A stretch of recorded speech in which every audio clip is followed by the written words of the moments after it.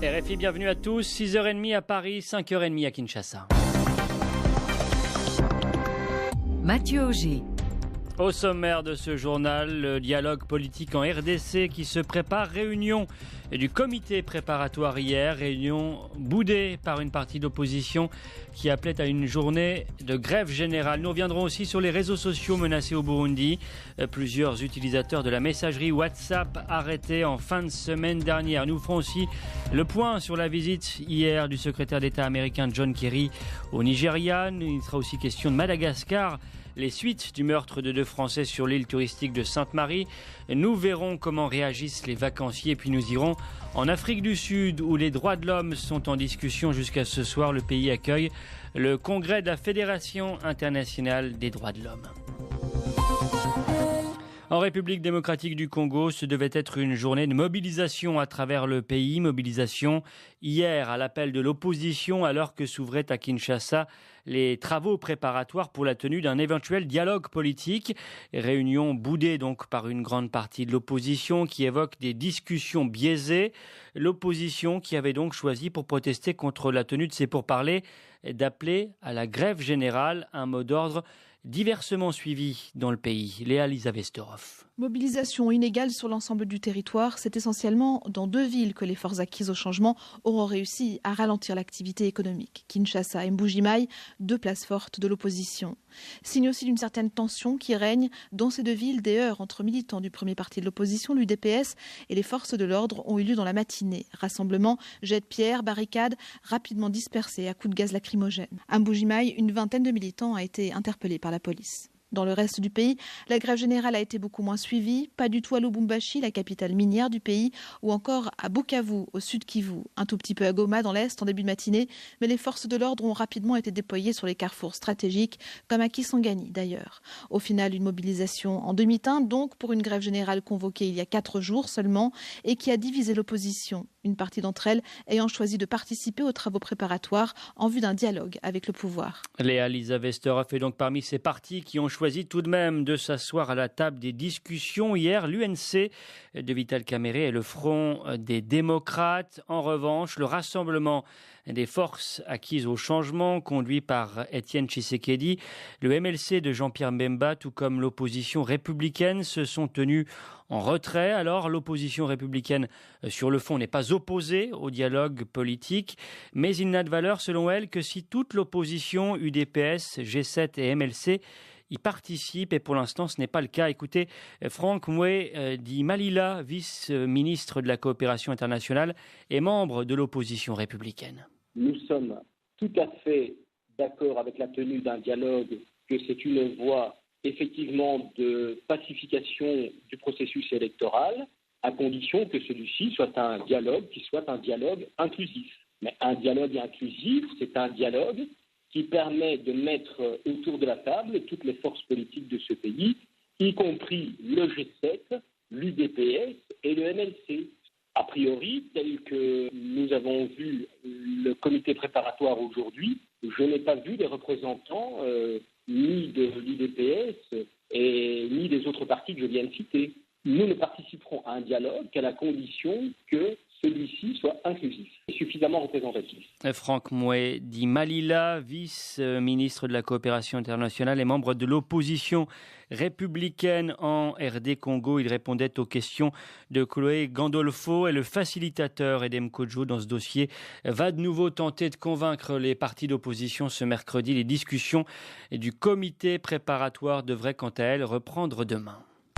RFI à Bujumbura, 96.1 FM. Bujumbura, il est 6h30. Au Burundi, le réseau social de discussion instantanée WhatsApp serait-il dans le viseur des autorités depuis le début de la semaine? 8 personnes sont détenues à Bujumbura. Elles ont été arrêtées samedi avec 46 autres dans un bar de la capitale. Leur tort, faire partie d'un groupe de discussion, un groupe qui, selon plusieurs sources, servait à relier les actualités burundaises. Il faut dire que depuis la destruction des principales radios privées lors de la tentative de coup d'État En mai 2015, les réseaux sociaux sont devenus la principale source d'information pour de nombreux Burundais.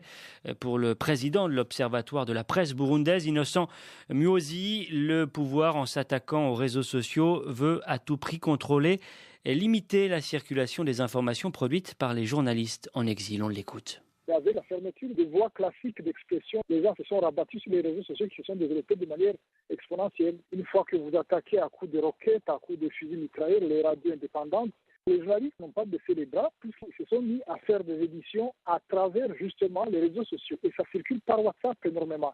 Il y a des centaines de milliers de gens qui, chaque jour, s'informent encore grâce aux infos qui circulent dans WhatsApp. Donc c'est devenu vraiment le seul moyen pour les gens de garder contact avec les réalités de leur pays, sans que ça soit la voie unique qui est celle des médias sous contrôle de l'État.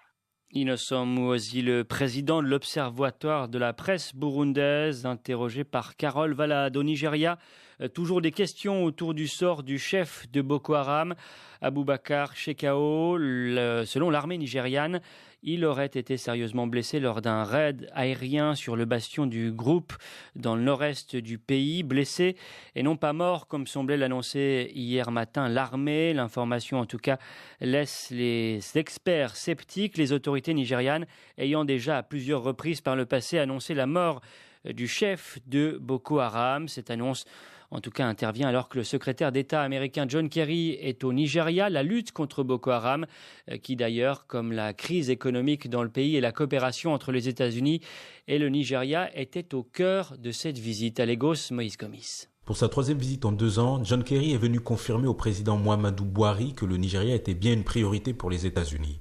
La situation dans le delta du Niger et l'impact de la chute de la production de pétrole sur l'économie nigériane étaient notamment au menu de leur échange. Le chef de la diplomatie américaine a apporté son soutien total à la lutte contre la corruption menée par Abuja.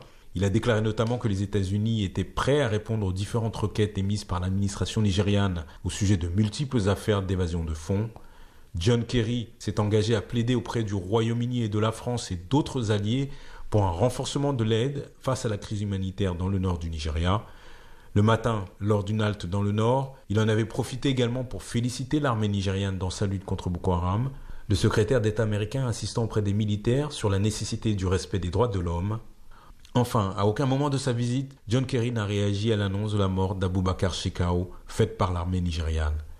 Moïse Gomis, Lagos, RFI. La parole à la défense ce mercredi devant la Cour pénale internationale de La Haye aux Pays-Bas. 3e jour du procès historique du djihadiste malien Ahmad Al-Faki Al-Mahdi, jugé pour la destruction de mausolées de Tombouctou, classé au patrimoine mondial de l'humanité.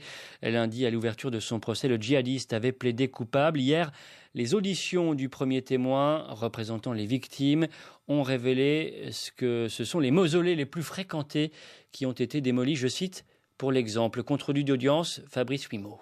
C'est aux environs de 13h temps universel que le témoin invité à s'exprimer à la barre par l'accusation fait son entrée dans la salle d'audience de la CPI. La Cour, qui ne lésine pas sur les mesures de sécurité, commence par une audition à huis clos de près d'1 heure. Puis on entend enfin le témoin. La voix brouillée, le visage flouté, il s'exprime au nom des victimes des destructions de mausolées par Ahmed Al-Faki Al-Mahdi. Pour sa première prise de parole, le témoin explique à la barre l'importance culturelle de Tombouctou dans le patrimoine malien et mondial. Puis il aborde l'aspect religieux, arguant que la destruction des mausolées a porté atteinte spirituellement aux croyants de la ville. Pour lui, Tombouctou est une place forte de l'islam. La ville a joué un rôle très important dans l'expansion de l'islam en Afrique de l'Ouest, clame-t-il, une position qui selon lui aggrave le geste d'Al-Mahdi. Interrogé sur sa réaction et celle des habitants de Tombouctou après la destruction des mausolées, le témoin répond « Les populations locales ont immédiatement protesté. On a voulu atteindre psychologiquement les Tombouctiens. » Fabrice Huimot, l'inquiétude de la communauté internationale après un nouveau décès d'opposants en prison en Gambie, le deuxième cette année. C'est l'un des cadres de l'UDP, le Parti démocratique uni, qui a été retrouvé mort le week-end dernier. Ce nouveau décès suspect intervient à 4 mois de l'élection présidentielle. Selon les informations du Haut-Commissariat des Nations Unies aux droits de l'homme, l'opposant serait mort après s'être vu refuser une assistance médicale à plusieurs reprises pendant sa détention. Paris demande une enquête indépendante. Les États-Unis, de leur côté, se disent profondément inquiets. Plus de 400 militants des droits de l'homme réunis depuis hier en Afrique du Sud, le pays qui accueille jusqu'à ce soir le 39e congrès de la Fédération internationale des droits de l'homme, la FIDH. C'est la 3e fois que ce congrès se tient sur le continent africain. Une première pour l'Afrique du Sud, le pays qui n'est pas épargné par les atteintes aux droits de l'homme, les scandales financiers impliquant le chef de l'État et la visite en toute impunité l'an dernier du président soudanais Omar el-Béchir, pourtant sous le coup d'un mandat d'arrêt de la Cour pénale internationale. Eh bien, ces événements doivent rappeler l'importance d'un contre-pouvoir dans le pays. Et c'est ce que pense Dikang Mosekene, ancien juge de la Cour constitutionnelle sud-africaine. Oui, notre pays est un symbole de la lutte pour les droits de l'homme. Moi et d'autres, nous nous sommes battus durement pour en arriver là. Et regardez ce que nous avons construit. Mais toute démocratie a besoin d'être surveillée parce que ceux qui obtiennent le pouvoir ont tendance à en abuser.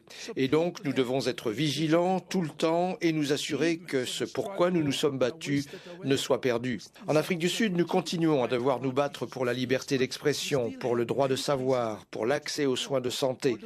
Les tribunaux reçoivent encore de nombreuses plaintes pour obliger les gouvernements à agir selon la loi. Rappelez-vous que le pouvoir essaye toujours de réprimer la vérité et d'agir sans avoir à rendre des comptes. Et la société civile est là pour aider à ce que les gouvernements soient responsables de leurs actes. Dikang Moseneke, ancien juge de la Cour constitutionnelle en Afrique du Sud, était interrogé par Alexandra Branjon à Madagascar. L'enquête après le meurtre de 2 jeunes Français le week-end dernier sur l'île de Sainte-Marie. 7 personnes, dont un Français, ont été arrêtées, a fait savoir hier le procureur de la province de Tamatave, qui s'est rendu sur l'île hier après les 4 Malgaches arrêtés dimanche. 3 nouvelles personnes donc ont été interpellées, parmi elles l'ex-petite amie de l'une des victimes. Sur les raisons de ce double meurtre, en revanche, c'est toujours le mystère. On ne comprend toujours pas comment ni pourquoi un tel drame s'est produit sur l'île touristique. Néanmoins, la vie continue, ce en pleine saison d'observation des baleines. Reportage de notre correspondante sur place à Sainte-Marie, Sarah Teto. On n'a pas vu de juvénile excité là au point de sauter. Mais les sauts c'était loin ? Vous avez vu les sauts ? Petit débriefing de la sortie baleine du jour. Jean est un habitué des vacances à Sainte-Marie. Il vient ici depuis 4 ans. L'idée d'annuler son séjour sur l'île suite aux événements ne lui a jamais traversé l'esprit. Malgré les événements, je continue de faire du safari baleine et je reste là. Il n'y a pas de raison de s'en aller non plus. Non, moi j'ai pas spécialement peur. Simplement, il y a peut-être des précautions à prendre quand on est touriste. Pour les ressortissants français expatriés, l'ambiance n'est pas à la fête. Monique, une résidente de l'île, est atterrée. Les Samariens, le village au sein duquel je vis, les autres Vasas, on est tous sidérés, personne ne comprend. On est super triste. C'est des jeunes éco-volontaires pleins de vie et ça casse quelque chose. Bien sûr que ça casse quelque chose. Cet après-midi, une marche silencieuse en hommage aux 2 victimes est prévue dans les rues de l'île. Tous les habitants ont été conviés à y participer pour montrer leur solidarité. Sarah Teto, Sainte-Marie, RFI. Il ne rentrera certainement pas en Éthiopie. L'athlète Feiza Lilesa, médaillée d'argent au JO de Rio sur le marathon, n'était en tout cas pas dans l'avion qui a ramené hier la délégation éthiopienne à Addis Abeba. Dimanche, en signe de protestation, il avait franchi la ligne d'arrivée les bras croisés au-dessus de la tête, geste utilisé lors des manifestations antigouvernementales violemment réprimées ces dernières semaines dans le pays. Je ne pense pas qu'il reviendra. Il y a beaucoup de gens qui disent que ce ne serait pas bon pour lui, dit son agent, et ce en dépit des garanties des autorités qui ont assuré qu'il ne serait pas puni pour ce geste critique du pouvoir. Plusieurs médias évoquent déjà une demande d'asile aux États-Unis. RFI, 6h44 à Paris. On est ensemble jusqu'à 7h heure de Paris. À suivre dans le prochain quart d'heure, nous éplucherons la presse africaine. Dominique Bayard reviendra notamment sur la réunion préparatoire au dialogue politique en RDC. Et puis, juste avant le prochain journal, on balayera également l'actualité sportive du continent. Ce sera avec Pierre Chaperon. Avant cela, on parle de la présidentielle au Gabon dans 30 petites secondes. Appelez-nous, exprimez-vous. Marie Casadebay. En RDC, une partie de l'opposition a appelé ce mardi à une journée ville morte et boycottait le début des travaux de préparation au dialogue politique. L'UDPS et le MLC estiment le nombre de libérations de prisonniers politiques insuffisant. Ont-ils raison de boycotter ou faut-il dialoguer coûte que coûte ? 33 9 693 693 70. Marie Casadebay avec vous au téléphone, tout à l'heure à partir de 8h10 TU. RFI. Afrique Matin sur RFI. Mathieu Augier. RFI, les 6h45 à Paris, la présidentielle au Gabon à la une ce matin. C'est donc samedi que les 628 000 électeurs gabonais seront appelés à se prononcer. 11 candidats pour ce scrutin à un tour. Des candidats que nous entendrons longuement sur RFI d'ici à samedi. Mais ce matin, c'est aux Gabonais que nous avons voulu donner la parole. Quelles sont leurs attentes ? C'est la question que leur a posée Yves-Laurent Goma. Reportage. Le jour vient de se lever au PK12, c'est dans la périphérie de Libreville. Raphaël, chef d'une PME, a dû vendre sa dernière voiture pour survivre. Son vœu pour le prochain président est simple. Ce que j'attends du futur président, c'est améliorer les conditions de paiement des opérateurs économiques. La dette intérieure est toujours là. Qu'est-ce qu'on fait ? Pensez aux petites et moyennes entreprises qui ont une dette intérieure très lourde. À Ovendo, non loin du port, plusieurs personnes sont attablées dans un dos tourné. C'est la restauration rapide où les plats les moins chers sont les spaghettis viande ou le riz viande. Les doléances sont énormes. Qui trouve une solution au problème du chômage. Il faut qu'on puisse construire des routes dignes de ce nom. Le premier problème, c'est l'insécurité. Il faut ratisser au maximum, le plus rapidement possible, le banditisme. Deuxième problème, il faut quand même rétablir la justice. Troisième problème, il y a toujours le tribalisme. Fonctionnaire, cette femme de 50 ans qui répare son téléphone au centre-ville peut écrire tout un projet de société. Qu'on fasse l'école cadeau, qu'on fasse les hôpitaux, les femmes accouchent au sol, que les pharmacies soient moins chères, que l'hôpital soit moins cher, qu'on enlève les crimes rituels et qu'on essaye de condamner les commanditaires, que le président prenne un peu le jour le taxi et qu'il voit comment les gens souffrent, surtout aller à la gare routière, ils se déguisent, qu'ils prennent un peu le taxi pour voir comment les gens souffrent sous le soleil. Où sont les bus ? Partout dans les rues du centre-ville, les préoccupations des Gabonais sont les mêmes. Monsieur le Président, je veux que quand vous serez élu, qu'on arrive à se nourrir, on arrive à se loger, on arrive à se soigner. Monsieur le Président, pensez à l'accès au crédit pour les femmes. Elles ont des entreprises, elles ont du mal à décoller, donc il faut qu'on ait des structures financières qui nous accompagnent dans ce sens. Tous les Gabonais et les Gabonaises attendent que le Gabon puisse changer. Changer, c'est-à-dire ce qui n'a pas été fait, soit fait. On vit très mal au Gabon.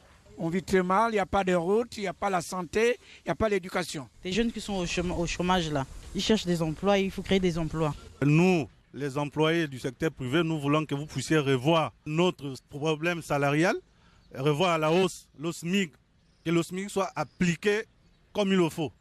Le petit peuple des milieux défavorisés a aussi ses préoccupations. On est au petit village. Qu'est-ce qu'il y a sur ta table? Moi, je bois ma bière, je sors du travail, je prends ma bière et puis je rentre à la maison me reposer. Moi, ce que je veux, qu'on a les médicaments, la santé gratuit, cadeau et le coût de la vie doit baisser parce qu'il est difficile pour nous tous de joindre les 2 mois. La politique, là, on est fatigué de ça, quoi. Tous, c'est la même chose. Je ne sais pas vraiment si celui qui va venir va changer quelque chose. Donc, je dois avoir mon argent chaque fin de mois, c'est tout. Urgemment, d'abord, nous avons un souci d'eau où l'eau arrive à 4 heures du matin, voire 5 heures. Vous voyez qu'on dérange le sommeil. Donc, si ce souci est résolu, en tout cas, il n'y a pas de problème. Monsieur le Président, quand vous serez élu, je veux que les Gabonais soient à l'aise. On veut que la paix continue. La guerre ne doit pas venir au Gabon. On veut la paix, on veut un président de paix. On ne veut pas les problèmes. Vous devez prendre soin de tous ceux qui n'ont pas les moyens. Merci. Monsieur le Président, Nous souhaitons que vous preniez en compte la situation des malades mentaux au Gabon parce qu'ils ne sont pas considérés véritablement. En ce sens que la réflexion du Centre national de santé mentale soit une priorité pour vous et la prise en charge des malades mentaux aussi soit une priorité. Notre ronde s'achève à Cocotier, un quartier réputé proche de l'opposition. Ce couple de retraités vit de la vente des doses de pastis. Il faudrait qu'on ait la paix. On a la paix. Il faudrait qu'on a tout. On veut la paix. On veut la paix. Il faudrait qu'on ait la paix. On veut la vie. On veut la vie. Le prochain mandat s'annonce difficile. Les attentes sont énormes, les ressources insuffisantes à cause de la crise du pétrole.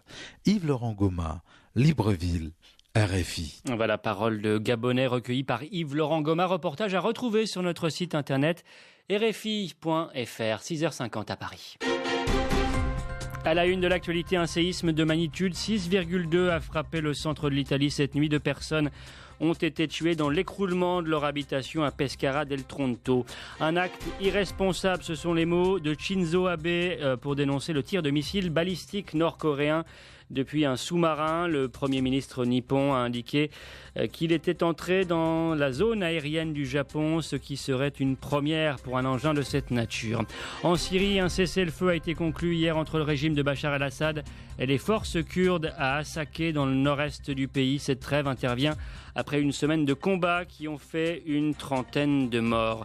La guerre en Syrie, mais aussi en Irak. Il en sera question aujourd'hui en Turquie à l'occasion de la visite de Joe Biden, le vice-président américain qui doit rencontrer le Premier ministre et le président turc. La chancelière allemande Angela Merkel, elle, poursuit ses consultations pour relancer l'Union européenne après avoir rencontré le président du Conseil italien Matteo Renzi et le chef de l'État français François Hollande lundi. Elle est attendue aujourd'hui en Estonie, et pays qui prendra l'an prochain la présidence tournante de l'UE en remplacement du Royaume-Uni. Dans l'actualité encore, le retour triomphal des médaillés français des Jeux Olympiques de Rio. Ils ont été reçus en fin d'après-midi hier à l'Elysée par François Hollande. Et puis en football, Monaco se qualifie pour les phases de poule de la Ligue des Champions. Les Monégasques ont sorti les Espagnols de Villarreal lors des matchs de barrage. Et c'est l'heure d'éplucher la presse africaine avec vous, Dominique Bayard, bonjour. Bonjour Mathieu, bonjour à tous. À la une, aujourd'hui, la journée Ville Morte organisée hier en République démocratique du Congo à l'initiative de l'opposition. Alors dans la presse congolaise, le bilan de cette journée varie d'un quotidien à l'autre. Selon le potentiel, le message est passé. L'opposition a conforté sa stratégie. Elle sait désormais que le peuple est derrière elle, avec des photos des rues désertes de Kinshasa, Lubumbashi et Beni à l'appui. Mais le journaliste qui a parcouru hier les rues de la capitale congolaise rapporte aussi que certaines vendeuses du marché n'étaient même pas informées. Nous ne savons pas qu'il y a ville morte car nous ne suivons plus la télévision faute de courant électrique, lui ont-elles confié. En revanche, pour la prospérité, le dialogue politique national inclusif démarre. Le sabotage a échoué. L'éditorialiste du quotidien écrit: devant ce qui constitue un bras de fer, on constate tout de même que le point de non-retour n'a pas été franchi totalement et il conclut: si l'Union africaine échoue, le Conseil de sécurité de l'ONU ferait-il mieux? Ce processus de facilitation mené par Edem Kodjo, donc au nom de l'Union africaine, intéresse de près l'éditorialiste du quotidien burkinabé L'Observateur. Mohamed Arnaud Ouedraogo s'exclame: que de non-partants, en faisant référence à l'absence des principaux poids lourds de l'opposition à la première réunion menée donc hier par l'ancien Premier ministre togolais. Et il conclut: malgré ses talents de médiateur et son expérience politique, on ne voit pas comment Edem Kodjo pourra rapprocher des positions diamétralement opposées. Avis de tempête donc sur les rives du Congo. Afrique centrale encore, Dominique, avec la campagne de l'élection présidentielle au Gabon. Le cortège d'Ali arrosé de projectiles, apprend-on sur le site de Gabon Echo. À Lastourville, les populations moulandoises ont assisté à une scène jamais vécue dans l'histoire de leur ville, rapporte le journaliste. Les femmes qui ont vu leurs champs dévastés par les éléphants étaient venues manifester et demander réparation lors du passage du président sortant, mais elles ont été molestées, chassées à coups de matraque et jets de bombes lacrymogènes. Du coup, Ali Bongo Ondimba s'est retrouvé face à une foule en colère. La situation a frisé la catastrophe, commente le journaliste, et pour cause, son véhicule a été lapidé. Les éléphants protégés par le gouvernement sont au centre de ce problème. C'est bien de protéger les éléphants, mais la vie humaine compte plus, a confié une femme victime de cette agression de la part des forces de police au reporter de Gabon Echo. Au Mali, la mystérieuse disparition d'un stock d'or saisi par la douane. Où sont passés les 250 kilos d'or saisis à l'aéroport Modibo Keïta Sédou, se demande le reporter. D'après nos investigations, écrit Sinali Keïta, ce n'est pas la première fois que des disparitions d'importantes quantités d'or sont signalées. Des agents des douanes soupçonnent une certaine complicité sans laquelle cette quantité importante de métal précieux ne saurait disparaître dans la nature. Cet or devait sortir du Mali par un vol d'Air France dans la nuit du 19 août, mais elle a été saisie par des agents des douanes de la brigade antifraude. Selon nos informations, certains patrons auraient fermé les yeux sur cette sortie d'or en contrepartie de quelque chose. Et aujourd'hui, constate Sinali Keïta du reporter, personne ne sait où est donc passée cette importante quantité d'or, 250 kilos. Ce n'est pas rien, affaire à suivre. Et puis sans transition, l'Express de Madagascar relaie les inquiétudes des touristes après le meurtre de deux jeunes Français sur l'île de Sainte-Marie. À Madagascar, le tourisme est un secteur très fragile. Une telle tragédie pourrait compromettre la saison. C'est ce qui s'est produit en 2013 après un double meurtre commis à Nosibé, rappelle le journal. Pour le moment, la destination Sainte-Marie semble être épargnée. Aucune annulation de voyage n'a été enregistrée. Et pour terminer, Dominique, un mot rapide de la presse sénégalaise qui commente la polémique française née autour du Burkini. Marouba Fall, l'éditorialiste à Walf, s'étonne. Arrêtez donc ces arrêtés provocateurs qui ne font que verser de l'huile sur le feu et révéler une islamophobie qui cache mal son nom. Nous osons parler de l'interdiction du Burkini et des problèmes qu'elle soulève parce que nous sommes francophones et francophiles, cousins des Français grâce à nos ancêtres gaulois à qui nous devons une grande gueule et une belle langue pour parler au monde. Merci Dominique Bayard pour cette revue de la presse africaine à retrouver sur notre site internet rfi.fr. Mon ami, pendant 8 semaines, il y a une nouvelle émission sur RFI. Oh, toi, tu nous fatigues avec ta radio là. RFI par-ci, RFI par-là. Écoute, c'est une émission bizarre où les personnages sortent des livres et parlent à la radio. Merci les amis. L'émission s'appelle Comme un roman et chaque semaine, je vous emmène en Afrique avec dans une main un livre et dans l'autre des reportages. Comme un roman, tous les samedis à 14h10 TU avec Vladimir Cagnolari. Voilà, ce qui est dit est dit. Vivez votre passion du sport avec MoneyGram, transfert d'argent. Allez, 6h57 à Paris, l'heure du journal des sports. Pierre Chaperon, bonjour. Bonjour Mathieu. On débute avec du football et les coupes d'Afrique des clubs en Coupe de la Confédération. Mission réussie pour le TP Mazembe. En l'emportant 3-1 contre les Tanzaniens de Young Africans, les Corbeaux s'assurent de la première place du groupe A. Résultat, ils accueilleront au match retour des demi-finales. Le Mouloudia Béjaïa termine à la deuxième place après sa victoire 1-0 sur leur adversaire direct, les Ghanéens de Medeama. Dans le groupe B, le FUS Rabat termine en tête après son nul 0-0 face à l'Étoile du Sahel. Et du coup, Pierre, on connaît désormais les affiches des demi-finales. Étoile du Sahel, TP Mazembe d'un côté, Mouloudia Béjaïa, FUS de Rabat de l'autre. À suivre ce mercredi, le Kaokab Marrakech face à l'Al-Ahly Tripoli, deux équipes déjà éliminées. Des rencontres sont à suivre également en Ligue des Champions aujourd'hui. Dernière rencontre pour la SEC Abidjan. Les Ivoiriens déjà éliminés reçoivent le National du Caire aussi sans espoir de qualification. L'autre rencontre de ce groupe, le groupe A, opposera les Zambiens du Zesco United au WAC Casablanca. Objectif déterminé qui terminera premier de la poule. Pour information, hier les Nigérians d'Enyamba ont battu pour rien les Mamelodi Sundowns 3-1. On passe aux sélections nationales et la dernière journée des éliminatoires de la CAN. C'est dans 2 semaines. On connaît la liste du Mali. Alain Giresse, le sélectionneur, a présenté sa liste pour la rencontre face au Bénin dans le groupe C. Enjeu, déterminer qui sera le premier du groupe. Résultat, le Français a choisi de s'appuyer sur le réservoir de joueurs dont il dispose des moins de 20 ans. Alain Giresse. Samaseko, notamment. Vous avez toujours Youssouf Koné, Adama Traoré qui reviennent.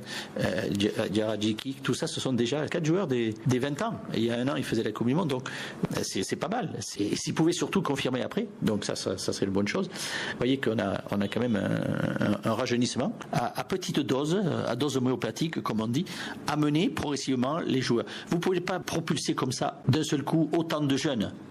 Il faut qu'à travers une équipe, avec ses bases, même si nos bases à nous, par les absents, ne seront pas les mêmes, puissent venir progressivement s'intégrer et prendre un petit peu la température d'une équipe nationale et comprendre et savoir ce que ça réclame.